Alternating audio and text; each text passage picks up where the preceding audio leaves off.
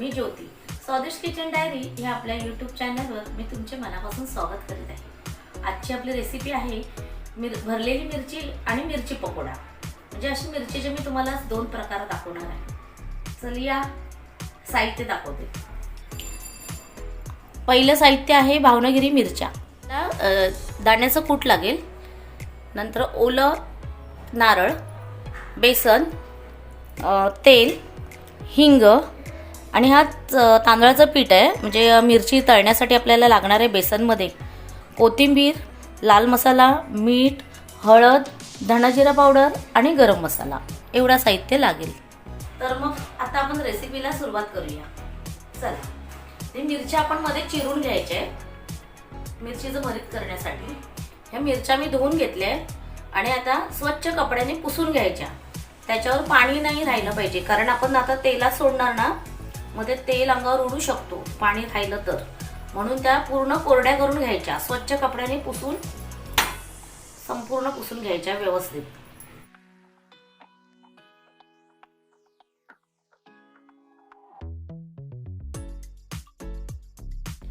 आता आपण मिरच्या चिरून घेऊया.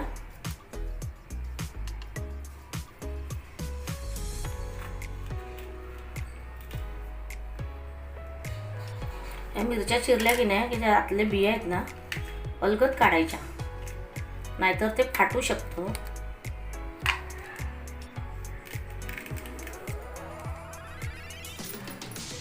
पूर्ण कोरड्याची. अजून एक मिरची कापते.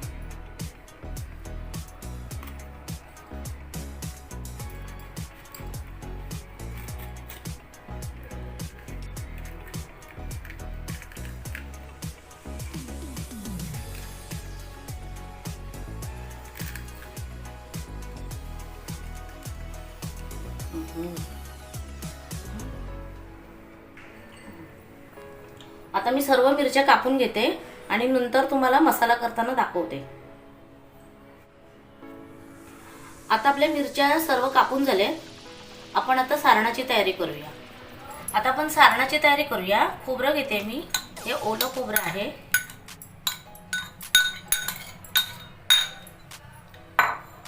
त्याच्यानंतर हे दाण्याचं कूट. दाण्याचं कूट झाला. आता मसाला बेताचंच घालायचं. तुम्ही किती कमी तिखट जास्त कसं खाता तसं. आणि धणाजिरा पावडर, त्यानंतर हळद. ही घरची हळद आहे आमची कुटलेली. गरम मसाला, त्यानंतर मीठ चवीप्रमाणे, त्यानंतर कोथिंबीर जराशी. कोथिंबीर टाकली की हा एकच चमचा मी बेसन टाकते. कशाला? बाइंडिंगसाठी. म्हणजे ते मसाला असं एकजीव व्हायला पाहिजे व्यवस्थित. तर थोडंसं हिंग.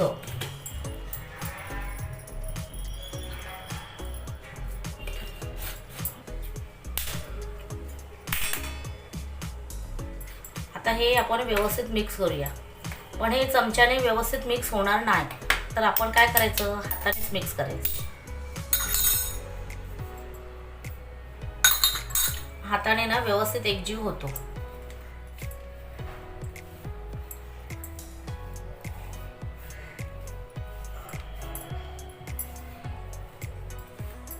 चुरून घ्यायचं असं चांगलं. म्हणजे कसं, जरा त्या खोबऱ्याचा पण रस निघतो आणि ते सगळा ओलावा. खोबरा आणि कोथिंबीर चुरल्यामुळे कसं थोडं थोडं पाणी सोडतात ना, त्याचा चांगला एक असा गोळा होतो.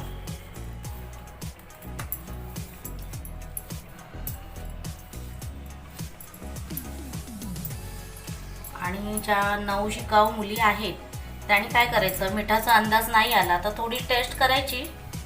कमी वाटलं तर टाकायचं मीठ, आणि जास्त वाटलं तर खोबरं ॲड करायचं.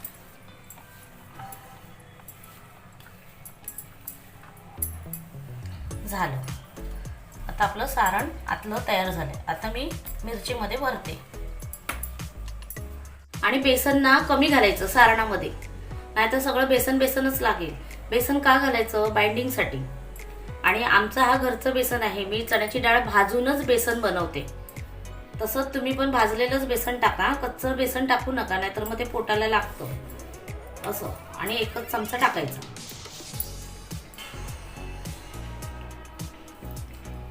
आता मी सारण भरते ह्याच्यामध्ये. आणि सारण असं अति पण नाही भरायचं, त्याचं मिरचीचं तोंड बंद व्हायला पाहिजे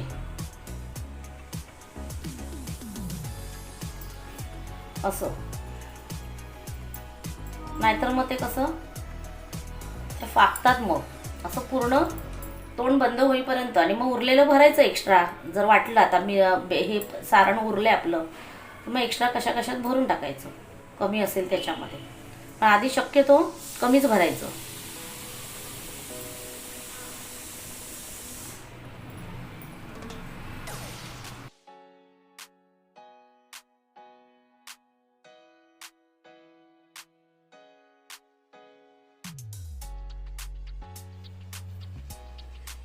आता आपल्या सर्व मिरच्या भरून झाल्यात. आणि आता आपण शालो फ्राय करायला घेऊया. तेल टाकते मी. आता तेल गरम झालं की आपण मिरच्या टाकूया. आता मी मिरच्या सोडते तेलामध्ये.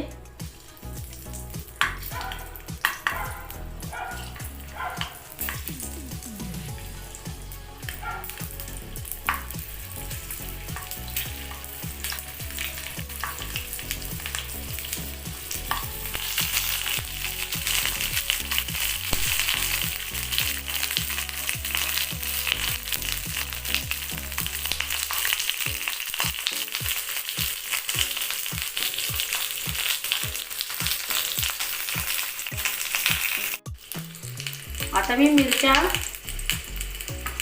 मिरच्यांना परती मारून बघते, उलट्या करून शेकले.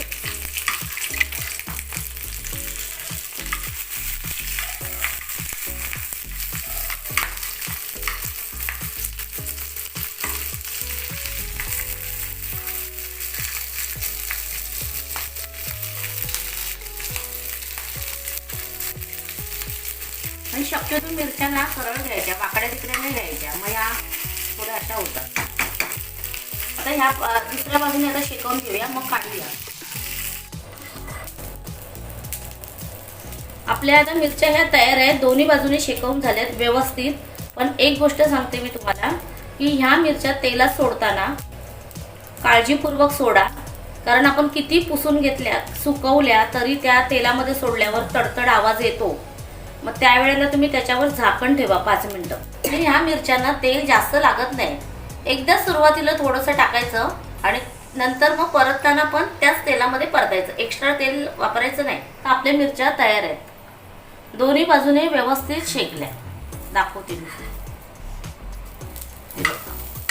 छान तळून घेतल्या, म्हणजे शालो फ्राय करून घेतल्या दोन्ही बाजूने मस्तपैकी. वेळ नाही लागत जास्त, पटकन होतात त्या. आता ह्या मी मिरच्या ह्या पॅन मध्येच ठेवते. आणि आता आपण मिरची पकोडा करायला घेऊया. आता मी पकोड्यासाठी तेल तापत ठेवलंय. आणि आता आपण ते बॅटर पकोड्याचं तयार करून घेऊया. आता आपण बेसन बॅटर तयार करून घेऊया. पहिले मीठ टाकते. आता मीठ टाकल्याच्या नंतर मी हे 2 चमचे तांदळाचं पीठ घेतलंय.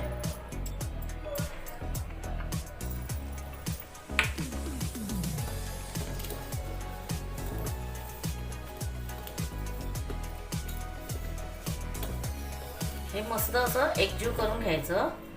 आणि आता पाणी ओतते त्यात आवश्यक.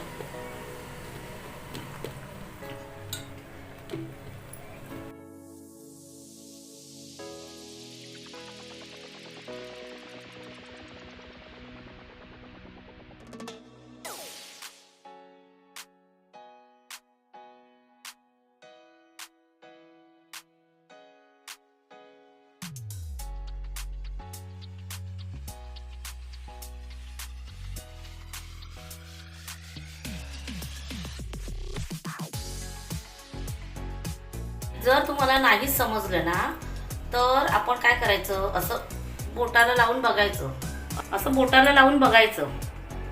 आता हे बोटावर चिकटतंय ना व्यवस्थित, म्हणजे आपला बेसन बॅटर बरोबर झालंय, असं ही खूण आहे ओळखण्याची.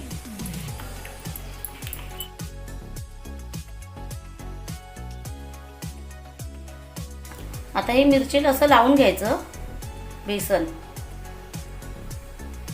लावून घ्यायचं आणि पटकन सोडायचं.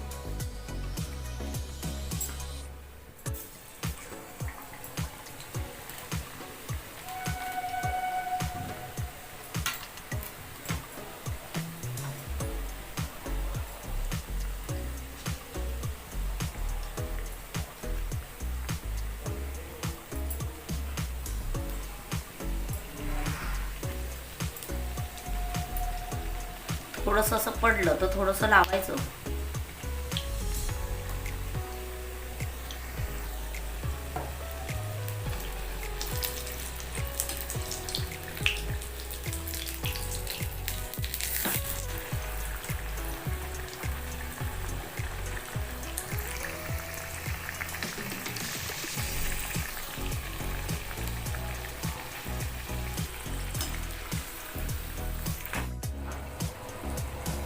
आता आपण काढूया, तळून झालेत आपल्याला.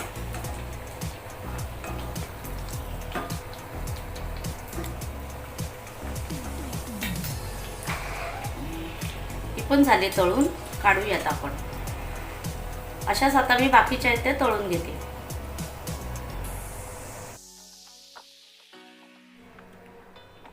कशी वाटली मग आजची रेसिपी? एका सारणापासून 2 मिरचीचे प्रकार तयार केले. असं सारण तुम्ही बनवून मिरच्या भरून फ्रीजमध्ये ठेवू शकता आणि कमीत कमी 8 दिवस व्यवस्थित राहतात. जेव्हा तुमच्याकडे कधी भाजी नसेल तेव्हा पटकन त्या मिरच्या काढून तुम्ही मिरचीचं भरीत किंवा मिरची पकोडा करू शकता. आणि कशी वाटली आजची रेसिपी मला नक्की सांगा. लाईक करा, शेअर करा, आपल्या चॅनलला सबस्क्राईब करा. आनंदी राहा, खात राहा, माझ्या रेसिपी पाहत राहा. थँक्यू.